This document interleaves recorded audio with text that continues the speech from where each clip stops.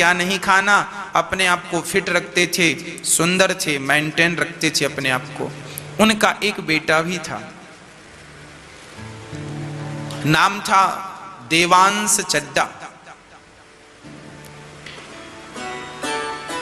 बड़े सुंदर ढंग से अपना जीवन यापन करते थे।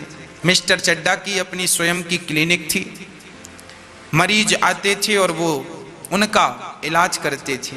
जाने माने डॉक्टर थे, अच्छी कोटि के डॉक्टर थे। पेशेंट को देख लेते थे तो उसका उपचार करके ही छोड़ते थे, और मरते हुए पेशेंट को भी, मरीज को भी वो बचा लेते थे। इतनी बढ़िया दवाई थी, इतना बढ़िया उनका व्यवहार था। एक दिन की घटना है, मिस्टर चड्डा अपने समय के बड़े पक्के थे। मुंशी प्रेमचंद जी लिख रहे हैं, मिस्टर चड्डा अपने टाइम के बड़े पक्के थे। 6 बजे क्लिनिक बंद करनी है, मतलब करनी है। उनका नियम था कि क्लिनिक बंद करके और वो गोल्फ का खेल खेलते थे, गोल्फ का खेल खेलते थे।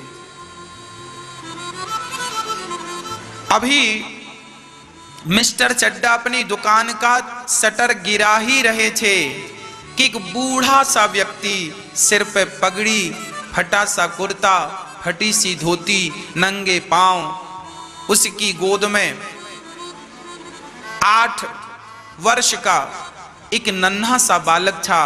दौड़ा दौड़ा आया, चड्डा साहब, चड्डा साहब, डॉक्टर साहब, देखिए मेरे बच्चे को क्या हो गया है, ये बोल नहीं रहा है, इसकी जवान रुक गई है, अभी बढ़िया सा खेल रहा था, अचानक ना जाने क्या हुआ, बहुत बीमार हो गया है, शरीर बहुत गर्म है, जरा आप इसका इलाज कर दीजिए। मिस्टर चड्डा ने घड़ी देखी, भाई 6 बज गए हैं, मेरे खेलने का समय हो गया है, मुझे अपने आप को फिट भी तो रखना है, समय हो गया है, एक काम करना, तुम कल आना।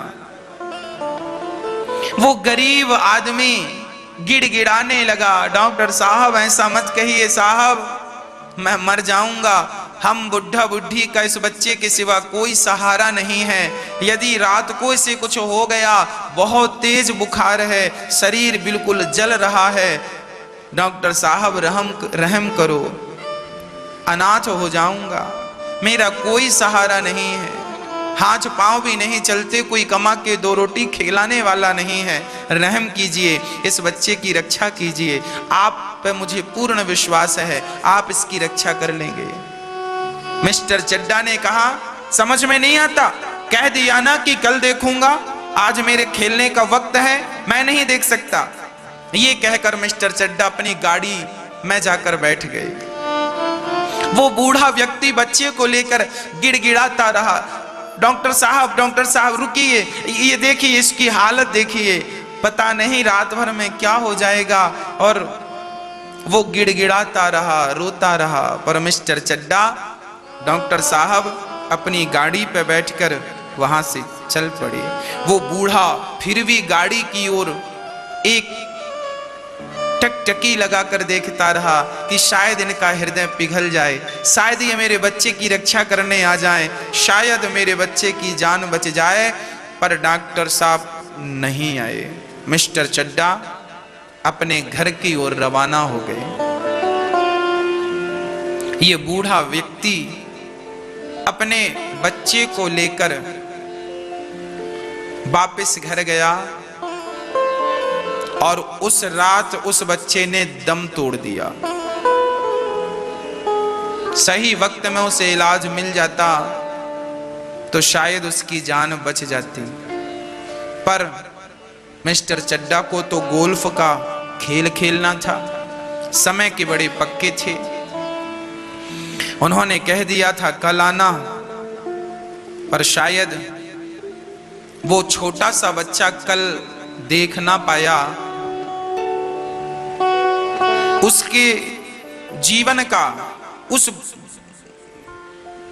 बुढ़ा और बुढ़ी के जीवन का वो चिराग सदा सदा के लिए बुझ गया। समय गुजरा, मिस्टर चड्डा का बेटा था, आज उसकी 20 वर्ष पूरे हो गए थे और आज उसके 20 वर्ष जीवन के हो गए। 20वां जन्मोत्सव चल रहा था। मिस्टर चड्डा ने बड़ी सी पार्टी दी। डॉक्टर साहब हैं, पैसे वाले हैं, बड़े लोग हैं और अमीर लोगों के ख्याल अलग हैं। बड़ी पार्टी दी। मुंशी प्रेमचंद्र बढ़िया लिख रहे हैं कि मिस्टर चड्डा ने बड़ी सुंदर पार्टी दी। सब अमीरों को बुलाया, आज मेरे बेटे का जन्मदिन है, आओ। बड़ी बड़ी पार्टियां, बड़े सुंदर तरीके से लोगों को बुलाया, स्वागत किया। सबके स्वागत में मिस्टर चड्डा और उनका बेटा दोनों ही खड़े रहे और दोनों ने हाथ जोड़कर सबका स्वागत किया। आइए आइए। मिस्टर चड्डा का जो बेटा देवांश चड्डा था, उसे सांप पालने का बड़ा शौक था। जहरीले जहरीले नांगों को वो अपने वश में कर लेता था और जड़ी बूटी कहीं मिल जाए सो चाहे 2000 की हो चाहे 10,000 की लाता था और सांपों को पालने का बड़ा शौक था। मेहमानों का तांता लगा हुआ था, मेहमान आ रहे थे, कोई कुछ खा रहा है, कोई कुछ खा रहा है, कोई तारीफ कर रहा है। मिस्टर चड्डा आपने बहुत सुंदर मैनेजमेंट किया, वाह कितना सुंदर वातावरण है। तभी देवांश के दोस्त आए और उन्होंने कहा, देवांश आज हम तुम्हारे सर्पों को देखना, नागों को देखना चाहते हैं। उसने कहा, रात्रि का वक्त है, सांप अभी अंदर हैं और अभी दिखाना ठीक नहीं, अभी हम नहीं दिखा सकते आपको। तो एक दूसरे मित्र ने ताना मारते हुए कहा, हाँ हाँ हमें लगता है तुम सांपों को पालते जरूर होगे पर उनके जहर के दांत तोड़ देते होगे। देवांश को यह बात बड़ी बुरी लगी। उन्होंने कहा, ना हम दांत नहीं तोड़ते, हम तो साबुत जैसे सर्प हैं प्रकृति में वैसे के वैसे पालते हैं। तो दूसरे ने कहा, हम बिना देखे कैसे मान लें, अब तो बात शान की आ गई, नहीं दिखाते तो मित्रों को यह लगेगा कि दांत तोड़ के सांप पालता है। उसका पारा चढ़ गया, चलो हम तुम्हें दिखाते हैं। रात्रि का वक्त था, एक काले से नाग को उसने पकड़ा। अच्छा, नागों का स्वभाव होता है कि यदि नागों को यह पता चल जाए कि हमें इस व्यक्ति से खतरा नहीं है तो उस व्यक्ति को कभी हानि नहीं पहुंचाता। सर्प डंक तब मारता है, काटता तब है जब उसे यह लगता है कि इस व्यक्ति से हमें खतरा है। पर उस एक काले से नाग को पकड़ा और उसका मुंह बहुत तेज दबाया, कस के दबाकर उसका मुंह खोला और अपने मित्रों को दिखाया, देखो इसके दांत हैं ना, जहरीले दांत। सारे मित्र चौकन्ने रह गए, चौंक गए, अरे ये तो सचमुच काला नाग है और इसका डसा हुआ पानी भी नहीं मांगता, इतना खतरनाक सांप है। मित्र देखकर समझ गए कि ये सच्ची का सांपों का प्रेमी व्यक्ति है, पर वो मित्र तो डर के मारे बाहर निकल गए। पर सांप का जब मुंह दबाया इसने जोर से तो सांप की आंखें लाल लाल हो गई। उस सांप ने विचार किया कि आज तक इसने मेरे साथ ऐसा व्यवहार नहीं किया, ना जाने क्या हुआ इसने मेरे साथ ऐसा व्यवहार किया। सर्प को लगा कि शायद ये मुझे मारने पर उतारू है। तो देवांश ने जैसे ही सांप का मुंह पकड़ करके दिखाया मित्रों को और उसके बाद धीरे धीरे पकड़ कमजोर कम करके और नीचे रखा, उसी प्रकार सांप ने संभल करके जो उसकी उंगली में डंक मारा, वो बालक उसकी उंगली में डंक मारा, वो बाहर गया और जहां उसकी द्राज में जड़ी बूटियां रखी थीं, पिता से कहा, पिताजी ये सर्प ने डस लिया है मेरी जड़ी बूटी, जरा उसको पीस कर दीजिए। मिस्टर चड्डा बहुत बड़े डॉक्टर थे, उन्होंने कहा कोई बात नहीं, मैं तेरी उंगली काट देता हूं, सारा जहर निकल जाएगा। एक उंगली काटने से शरीर की रक्षा हो रही है तो जल्दी से काटना ही ठीक है। उसने कहा, ना मुझे विश्वास है कि मेरी जड़ी कारगर है। वो ये कह ही रहा था कि वो बालक जमीन पर गिर गया। नाग ने ही तो डसा है। चारों तरफ हल्ला हो गया, मिस्टर चड्ढा के पुत्र को सर्प ने डस लिया, मिस्टर चड्ढा के पुत्र को सर्प ने डस लिया। सारे नगर में हल्ला हो गया। सारे मेहमान देखने आने लगे और जड़ी रखी गई, पर जड़ी असर ना कर पाई। मिस्टर चड्ढा रोने लगे, उनकी पत्नी रोने लगी, मेरा बेटा बेटा, तेरी बात ना मानी होती, उंगली काट दी होती तो पुत्र तेरी रक्षा हो जाती। नगर में बड़े बड़े जो सांप को झाड़ने वाले थे उनको बुलाया गया, पर उनका कोई मंत्र काम ना कर सका। 2 घंटे बीत गए, उसकी धड़कन भी धीरे धीरे बंद होने लगी। मिस्टर चड्ढा स्वयं डॉक्टर थे, हाथ पकड़ के देखा, धड़कन का कोई पता नहीं। डॉक्टर चड्ढा समझ गए कि मेरा बेटा चला गया। रोने लगे, सारे शहर में खबर फैल गई, मिस्टर चड्ढा के बेटे को सर्प ने डसा। और कोई यदि सांप का मंत्र जानता हो और झाड़ेगा तो उसे 10,000 रुपए इनाम दिए जाएंगे। गांव गांव में खबर फैल गई, देर नहीं लगी। ये खबर गांव के उस व्यक्ति तक पहुंची, उसका नाम था राम नारायण। उस व्यक्ति तक खबर पहुंची जो कभी डॉक्टर के पास आया था अपना बेटा लेकर कि डॉक्टर साहब मेरा बेटा रात भर में दम तोड़ देगा, आप देख लेंगे तो शायद बच जाए। उसका नाम था राम नारायण। वो व्यक्ति बहुत बड़ा सफेरा था और सांपों का मंत्र तो जानता ही था। कितना भी खतरनाक सांप क्यों न डस दे, पर राम नारायण झाड़ देता था। शरीर बूढ़ा था, बेटा भी अब था नहीं, दोनों बुढ़ा बुढ़ी थे।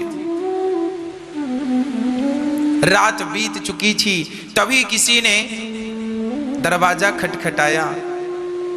राम नारायण ने दरवाजा खोला। कौन हो भाई? अरे राम नारायण जी, आपको पता चला मिस्टर चड्ढा के बेटे को सांप ने डस लिया है, यदि बचा सकते हो तो बचा लो, 10,000 मिलेगा। राम नारायण ने पूछा, वही चड्ढा डॉक्टर? हाँ हाँ वही। राम नारायण बोले, मरे उसका बेटा, मैं काहे जाऊं? मेरा बेटा तड़प रहा था, मैं चिल्ला रहा था, हुजूर बचाइए मेरे बेटे को, बचाइए, उनको खेल खेलना था। मेरे बेटे की रक्षा उन्होंने नहीं की, अब मैं क्यों जाऊं उनके बेटे की रक्षा करने? मैं नहीं जाता। किवाड़ बंद कर लिया। तभी उनकी बूढ़ी सी पत्नी बोली, अजी क्या हुआ, क्यों बड़बड़ा रहे हो? अरे भाग्यवान, तुम्हें क्या बताऊं, जब खुद पे मुसीबत आती है ना तब पता चलता है कि मुसीबत क्या होती है। दूसरों की मुसीबत तो कोई जान छोड़ी पड़ती है। बड़े लोगों के बड़े ख्याल हैं, इंसान कीड़े मकोड़ों की तरह मरता रहता है, ये अपने खेल को नहीं छोड़ते।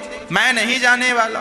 पत्नी बोली, कहां नहीं जाओगे, ये तो बताओ बात क्या है? बुढ़िया ने पूछा तो राम नारायण ने कहा, वो मिस्टर चड्ढा है ना? हाँ हाँ, मैं बेटे को लेकर गया था, डॉक्टर साहब देख लो देख लो, नहीं देखा उन्होंने, अब तो मेरा बेटा चला ही गया। तो पत्नी ने कहा, उनके बेटे को क्या हुआ? बोले, उनके बेटे को सांप ने डस लिया है, और ये बहुत बड़े झाड़ने वाले थे, ये चाहते तो जान बच सकती थी। पत्नी ने उनकी ओर मुस्कुराते हुए देखा और कहा, जो आपको अच्छा लगे सो कीजिएगा, पर रात हो गई है, जाना है सो जाइए, सोना है सो सोइए। राम नारायण बोला, आग लगे मिस्टर चड्ढा के घर में, मैं काहे जाऊं? मेरे बेटे को उसने देखा तक नहीं पलट करके कैसा है।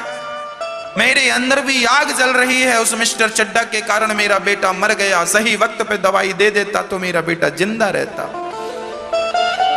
मैं नहीं जाने वाला, बिस्तर लगाओ।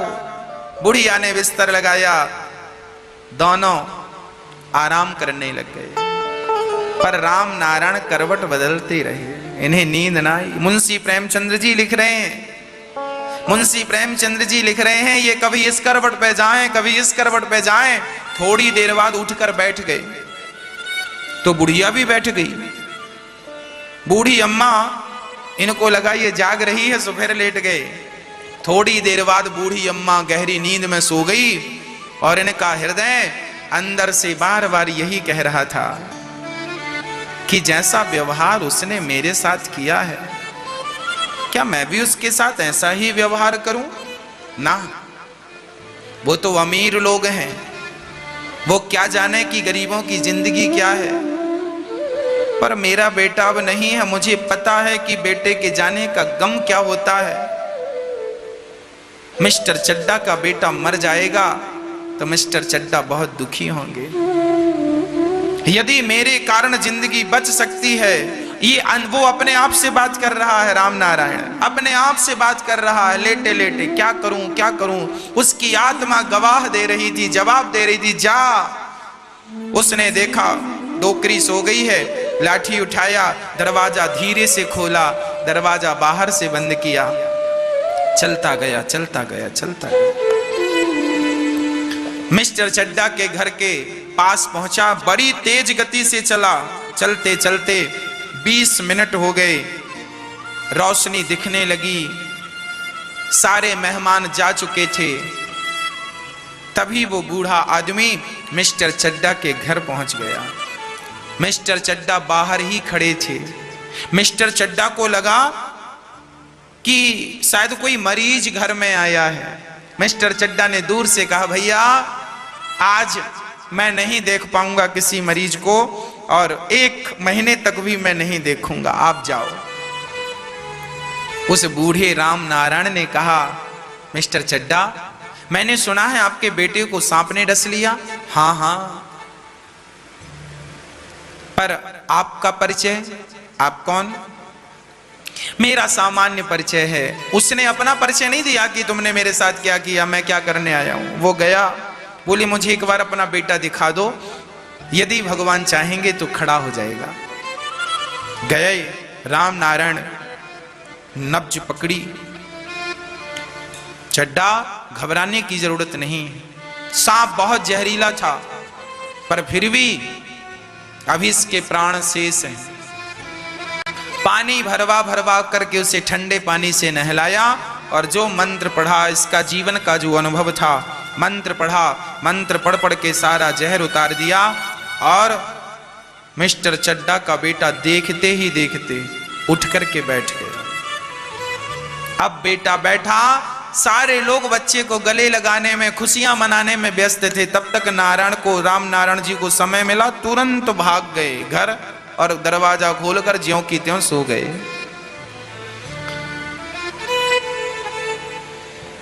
चड्डा ने देखा, भाई वो बूढ़ा व्यक्ति कहां गया? अरे अभी तो यहीं था, अभी तो यहीं था, चारों तरफ खोजा गया पर कोई परिचय नहीं, कोई पता नहीं। सबको ये लग रहा था कि पैसे लेने आया होगा, ना, वो तो पैसे भी नहीं लिया। मिस्टर चड्डा को धीरे धीरे याद आने लगा। मिस्टर चड्डा तुरंत गाड़ी पे उसके घर गए, पूछा कि वो कौन था। पता लगा कि वो फलाना था। गए, उसके हाथ जोड़कर बोले, आपका धन्यवाद। और ध्यान से देखा मिस्टर चड्डा ने तो कहा कि मैंने आपको कहीं देखा है। हाँ साहब, एक बार मैं अपने बच्चे को लेकर आपकी क्लिनिक आया था, आपको खेल खेलने जाना था, सो आप खेल खेलने चले गए और मेरे बेटे की जीवन लीला पूरी हो गई। एक आप हैं जो किसी की जिंदगी इसलिए नहीं बचाते कि आपको खेलना है, और एक मैं हूं, मुझे रात को नींद नहीं आई केवल इसलिए कि आपका बेटा संकट में है। डॉक्टर साहब, यदि ईश्वर ने आपको कोई गुण दिया है कोई योग्यता दी है, और यदि आपका वो गुण, आपका वो टैलेंट, आपकी वो योग्यता किसी की जान बचाने के काम आ जाए, तो समझ लेना कि आपकी वो विद्या फलीभूत हो गई। और आपकी विद्या किसी के काम ना आए तो केवल भार है, बोझा लेके घूम रहे हो, ये केवल भार है, बोझ है। बस मेरी माँ, डॉक्टर साहब की आंखों में झरझर आंसू गिर रहे थे। मैं आपका किस मुंह से शुक्रिया अदा करूं, किस मुंह से धन्यवाद दूं? जिस डॉक्टर ने इनके बेटे की जान नहीं बचाई, वो बिना बुलाए आधी रात को इनके बेटे की जान। इंसानियत कभी ना भुलाइएगा, कभी ना भुलाइएगा। मुंशी प्रेमचंद्र इस कहानी के पीछे यही कहना चाहते हैं, किसी भी हाल में, किसी भी स्थिति में, किसी भी परिस्थिति में आप अपनी इंसानियत का परिचय देना मत भूलिएगा, कभी मत भूलिएगा। डॉक्टर साहब का बेटा तो खड़ा हो गया, और उनके हृदय में एक अजब सी उथल पुथल चल रही थी। क्यों मैंने इनके पुत्र की रक्षा नहीं की, क्यों मैंने इनके पुत्र की रक्षा नहीं की, क्यों मैंने अपनी इंसानियत का परिचय, मैं क्यों इतना निर्दयी हो गया कि मैंने तड़पते हुए पिता के हृदय को ना देखा, उस पुत्र की रक्षा ना की। जमीन पे माथा रख के डॉक्टर साहब माफी मांगने लगे।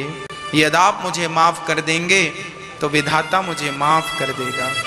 उस राम नारायण बूढ़े व्यक्ति ने डॉक्टर साहब को हृदय से लगाया, कोई बात नहीं, मेरा बेटा गया तो गया, आपका बेटा तो सलामत है। मेरा जीवन पूरा हो गया है, मेरी उम्र पूरी हो गई है, इस बच्चे की उम्र भी बहुत थी, मैंने अपना धर्म निभाया है।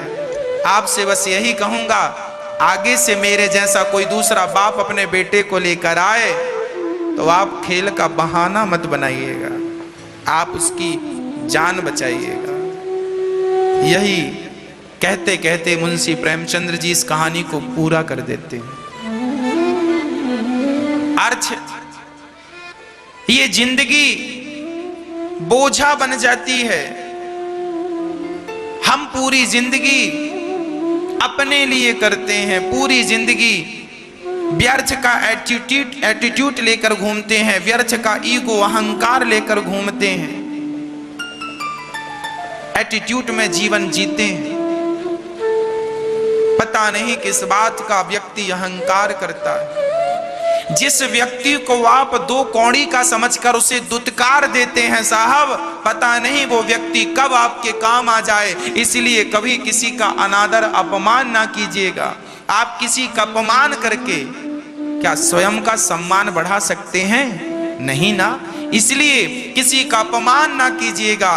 किसी का अपमान आप करेंगे तो वो उसका नहीं, आपका अपमान है, और किसी का सम्मान आप करेंगे तो वो उसका नहीं, आपका सम्मान है। आज मिस्टर चड्डा को जीवन भर की पढ़ाई में जो सबक ना मिला, आज एक अनपढ़ बूढ़े व्यक्ति ने सबक दे दिया। हम पढ़ लिख कर इंसानियत भूल रहे हैं, भूल जाते हैं। हम डॉक्टर होने का फर्ज, कर्तव्य भूल जाते हैं। हम घर में दीपक जलाकर पूजा करनी चाहिए। और नवरात्रि का अर्थ कई लोग कहते हैं, आप लोग समझते नहीं हैं, सनातन धर्म की गूढ़ता को लोग जानते नहीं हैं। आज नवरात्रि में केवल माता जी की पूजा नहीं होती। इन नवरात्रियों में आप जिनकी पूजा करेंगे उनकी पूजा सिद्ध हो जाएगी। ये नवरात्रियों की महिमा है। जो पूजा आप करते हैं ना, ये 9 दिन ये ईश्वर की तरफ, ईश्वर इस समय पृथ्वी के बिल्कुल करीब होते हैं भक्तों की पुकार सुनने के लिए। कुल मिला के ये कहें कि जैसे गर्मियों की छुट्टी में आप लोग मन बना लेते हैं चलो घूम आवें, अब बच्चों की पढ़ाई लिखाई नहीं है, चलो थोड़ा कहीं घूम आवें, तो कोई कहीं कोई कहीं। गर्मियों की छुट्टी में लोग निकल जाते हैं। उसी तरह भगवान साल में 2 बार पृथ्वी के समीप आते हैं देखने के लिए कि भक्तों का क्या चल रहा है। तो 9 दिन का भगवान छुट्टी का टाइम निकाल के 9 दूनी 18 साल में 18 दिन, नवरात्रि के 9 दिन ये, नवरात्रि के 9 दिन वो। इन नवरात्रियों में विशेष रूप से कौन? माँ। माँ अपने बच्चों को देखने आती है कि मेरे बच्चे कैसे हैं। हम सभी कौन हैं? बच्चे हैं। किन के बच्चे हैं? माँ। कौन है वो हमारी माँ? कौन माँ? कौन माँ?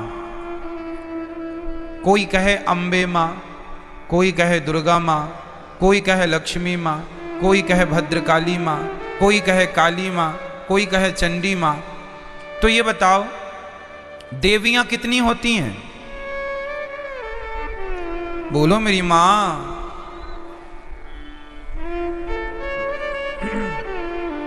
देवियां 9 नहीं होती मेरी माँ, और ना 10 होती।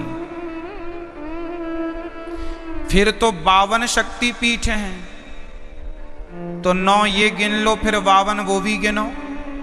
कामाख्या माता अलग है, ज्वाला माता अलग है, केला माता अलग है, शारदा अलग है। नवरात्रि में 9 में शारदा थोड़ी आती है, 9 में कामाख्या माता थोड़ी आती है। तो फिर 52 वो गिन लो और 9 ये गिन लो। तो फिर ये सब कोई गणना नहीं है। गिनती क्या है वो हम आपको नवरात्रि की सच्चाई आपको बताएंगे। एक्चुअली हमारी माता एक ही माता है, एक ही माता है। कौन सी माता? हमारी सबकी एक ही माता है, जिन माता का नाम है लक्ष्मी माता। उन्हीं लक्ष्मी माता का एक नाम है दुर्गा। जैसे पानी और नीर और जल, कितने नाम हो गए? 3 नाम हो गए। नाम 3 हो गए, पर बात एक ही है, तत्व एक ही है। आप कहेंगे पुष्प, सुमन, फूल, एक ही ना बात है। क्यों जी? सही है। जैसे किसी एक वस्तु के पर्याय अलग होते हैं, पर्यायवाची हैं ये।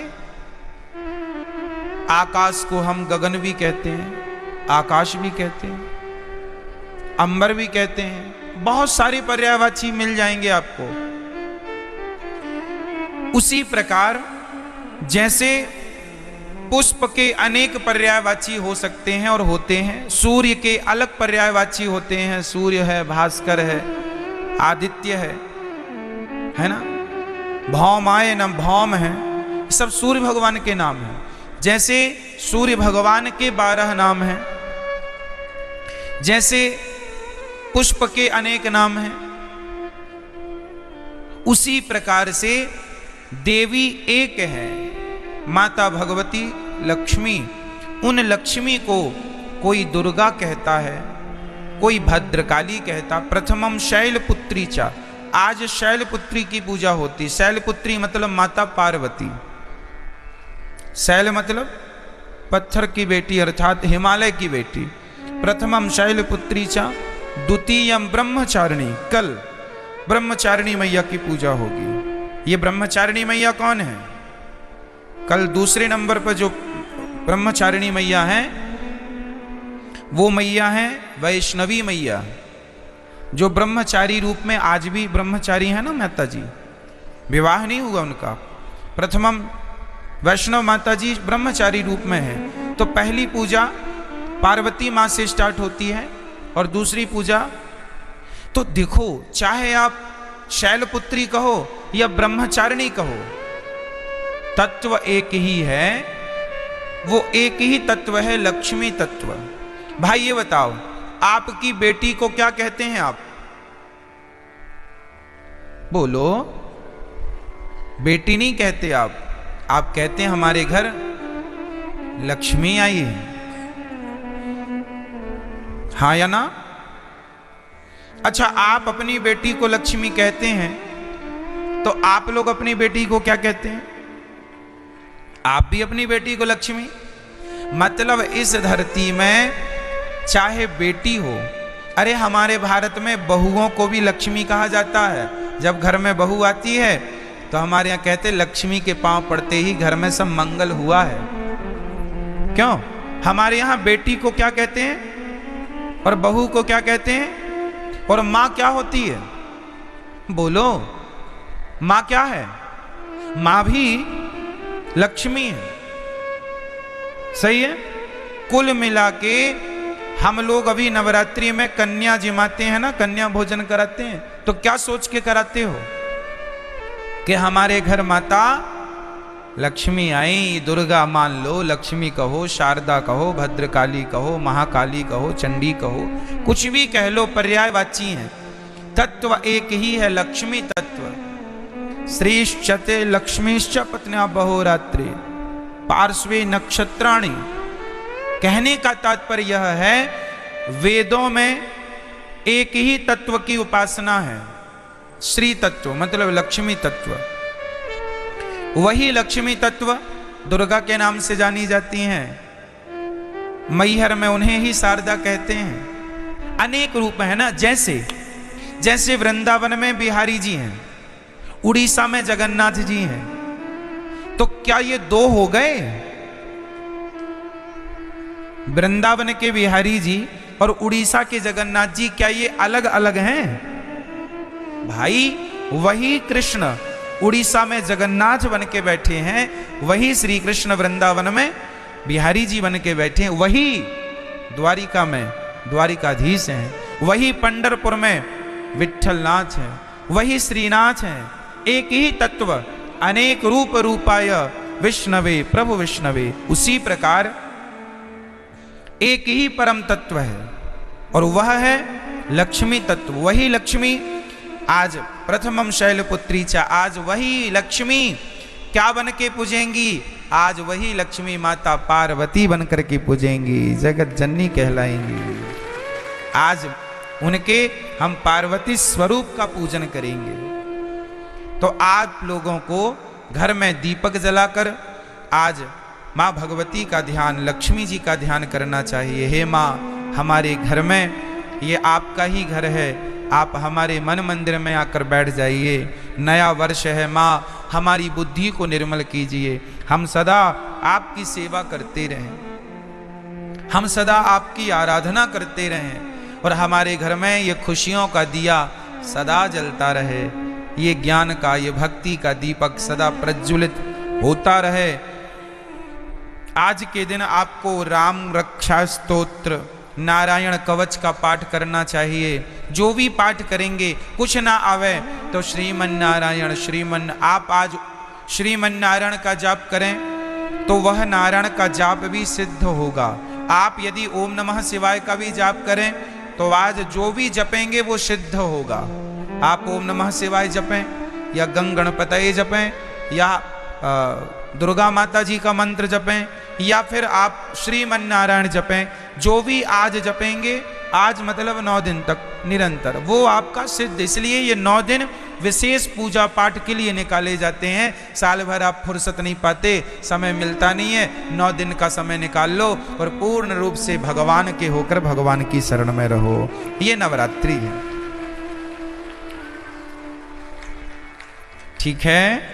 जो आप जपेंगे उसमें आपको सिद्धि प्राप्त होगी। तो इसलिए इन 9 दिनों में बहुत अच्छे से हमें अपना जीवन आनंद पूर्वक व्यतीत करना चाहिए। और यहाँ पर एक संकेत भी है कि दुनिया वालों, नवरात्रि में जिन कन्याओं को बुला बुला कर, पांव धोकर, माहौर लगाकर जिनकी पूजा करते हो, जिन्हें दक्षिणा देकर विदा करते हो, खीर पूड़ी खवाते हो, उन कन्याओं को केवल एक दिन के लिए देवी ना मानो, सदा सदा के लिए नारियों को देवी मान के उनकी सेवा, उनका सम्मान करो। नारी का सम्मान सदा लक्ष्मी मान के आप आज नवरात्रि में एक लड़की का आप सम्मान करते हैं देवी मानकर, और नवरात्रि जाने के बाद उसी नारी का आप अपमान करते हैं, तो ये तो कोई बात हुई नहीं। नारियों का सदा सम्मान बना रहे। देखो हमारे सनातन धर्म में नारियों का कितना बड़ा आदर है, कितना बड़ा सम्मान है। दुनिया के किसी धर्म में, मजहब में नारियों का इतना बड़ा सम्मान नहीं है। हमारे यहाँ भगवान मानकर नारियों को पूजा जाता है, देवी मानकर पूजा जाता है। और केवल नवरात्रि में नहीं, नवरात्रि आई तो नवरात्रि के द्वारा तुम ये मान लो कि भाई ये सदा सर्वत्र पूज्य है। नारी तो सदा पूज्य है, केवल नवरात्रि में नहीं, ऐसा नहीं, सर्वत्र सब जगह हमेशा 365 दिन। तो नवरात्रि की बड़ी महिमा है।